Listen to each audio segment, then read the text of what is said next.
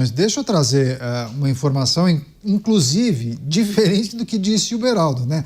Na contramão do que disse o Beraldo há pouco, de que o Brasil vai muito mal, durante um evento aqui em São Paulo, nesta sexta-feira, o presidente Lula reclamou das condições deixadas por o Jair Bolsonaro e afirmou que agora o Brasil está arrumado.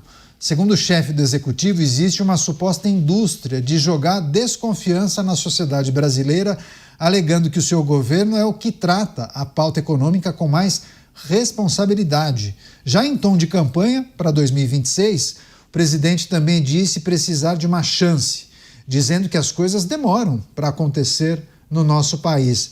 Como eu acho que essa notícia acabou vindo bem naquele momento em que o Beraldo menciona a situação do Brasil, o Beraldo, o raio-x, o diagnóstico do presidente é outro, viu? Você disse que o Brasil vai mal, que as coisas não estão encaixadas.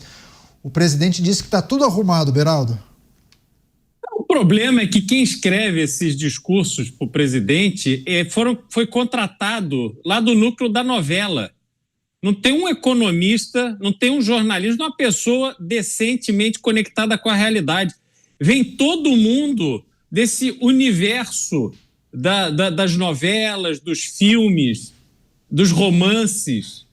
Porque hoje, justamente hoje, o dólar disparou no Brasil. Então, você não consegue defender de forma legítima um discurso em que a Bolsa está aí punindo papéis diante dessas declarações que o governo vem dando, de que não tem dinheiro para fechar a conta, porque se não aumentar imposto não vai ter dinheiro. Aí o dólar dispara e o governo vai aí anunciar que está tudo bem, tudo maravilhosamente bem, que tudo no Brasil vai de vento em polpa, que a população brasileira está bem. Quer dizer, quem que está bem aí na nossa audiência? Olha para o teu entorno. Aí a pessoa às vezes está falando, não, mas eu estou ganhando bem, eu fiz um negócio aqui, ganhei um dinheiro, vendi o imóvel que eu tinha comprado por 100, eu vendi por 1 milhão, eu estou cheio da grana. Mas sai na rua para gastar. Vai lá, pega o teu dinheiro aí, que você está super bem, compra o relógio que você quer e sai na rua para ver se está bem. Compra aí, saiu o iPhone 17, compra aí, vai falar na rua aí da tua cidade com o iPhone 17 para ver quanto tempo dura esse teu dinheiro aí, essa tua coragem para dizer que está bem. Então tem que olhar o Brasil como um todo. E a realidade do Brasil é um nível de endividamento das famílias brutal, a ponto de não ser possível uma economia de um país evoluir, avançar com o nível de endividamento que temos hoje nas famílias brasileiras, endividamento e inadimplência. E, de novo, com taxa de juros de cheque especial e cartão de crédito de 400% ao ano. É impossível uma economia avançar quando tudo que o brasileiro faz é trabalhar de sol a sol para entregar o fruto do seu esforço para os bancos e para o governo. Simplesmente é impossível fazer isso. Então, Caniato, se você observar esse cantar de galo do presidente da República, na verdade ele não está olhando para isso, não. Ele está observando que neste mês mais de 53 milhões de pessoas no Brasil vão receber o chequinho do Bolsa Família. E que, como ele está dando mesada para 53 milhões de pessoas, que é o número de votos praticamente que ele teve para ganhar a eleição do ano passado, ele acha que ele está tranquilo. Aliás, ficou até com medo, assim, para tirar essa linha muito próxima. Ontem, o governo aprovou uma proposta de emenda constitucional. Vão alterar a Constituição do Brasil para transformar os agentes comunitários de saúde em funcionários públicos com todos os direitos do funcionalismo público tradicional. Pessoas que não fizeram concurso.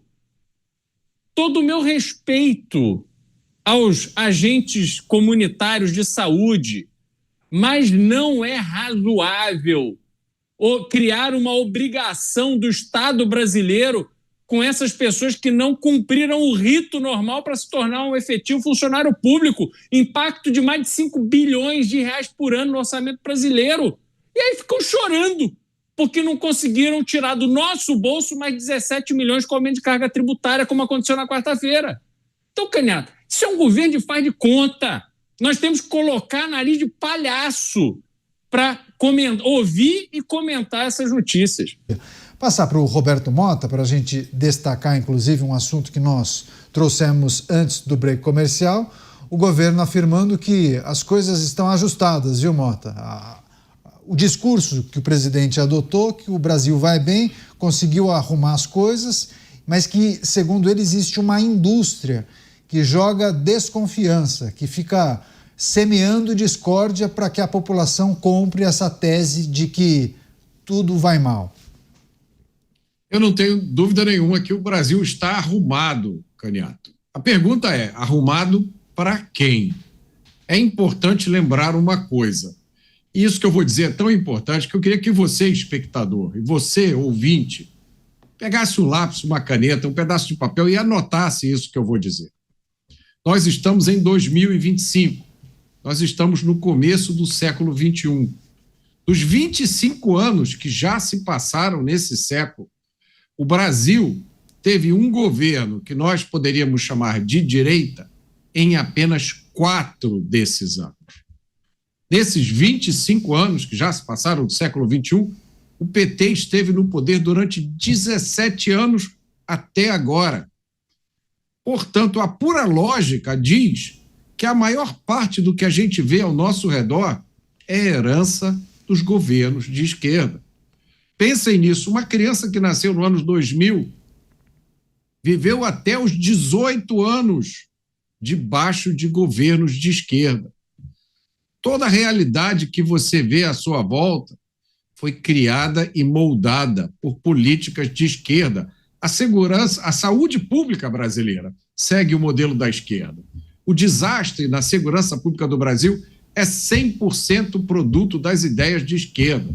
A dificuldade aqui no Brasil para plantar, produzir, vender, entregar qualquer coisa é produto das políticas de esquerda. Foi durante os governos de esquerda, nunca esqueçamos isso, que aconteceram no Brasil os maiores escândalos de corrupção da história do planeta. E o toque final dessa tragédia foi a transformação do nosso sistema de justiça em arma política para perseguir adversários, uma coisa tão absurda que motivou a aplicação de sanções internacionais. Eu não tenho dúvida que o Brasil está arrumado. A pergunta que fica é: arrumado para quem, companheiro? Dávila, você, suas ponderações sobre as falas do presidente da República, além dessas informações que trouxemos, só quero sublinhar uma outra que tem muito a ver com os seus comentários, né? Só que, na verdade, a avaliação do presidente da República vai na contramão do que você diz. Ele alega que o governo tem tratado a pauta econômica com muito mais responsabilidade. Você sentiu alguma diferença, alguma mudança em relação à pauta econômica, Dávila?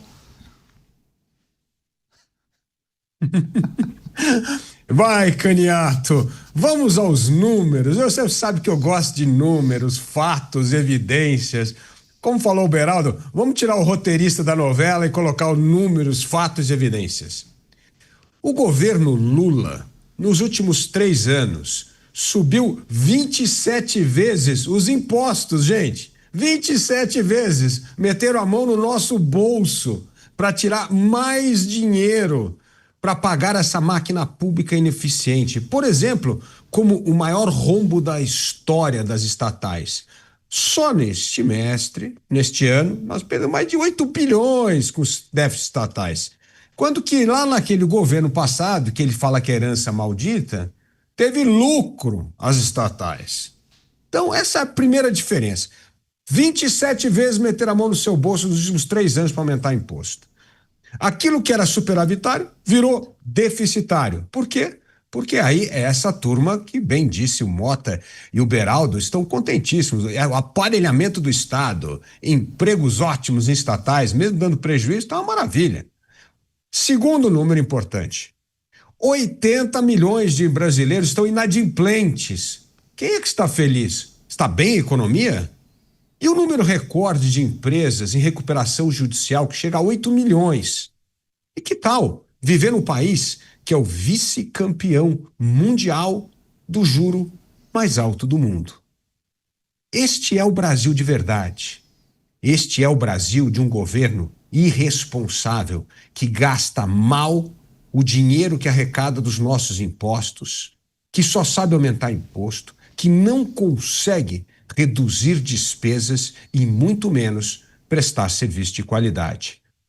Se tivesse um indicador importante para avaliar um governo, é o da mobilidade social. Não aconteceu porque esse Brasil foi um desastre, não só na segurança e na saúde, mas principalmente na educação. Nós continuamos a gastar mais do que os países ricos em relação ao PIB em educação. E nós continuamos a ser um dos piores países no mundo, de acordo com as avaliações internacionais. Este é um governo que governa para a sua patota e para aqueles que vivem da dependência do chequinho do Estado.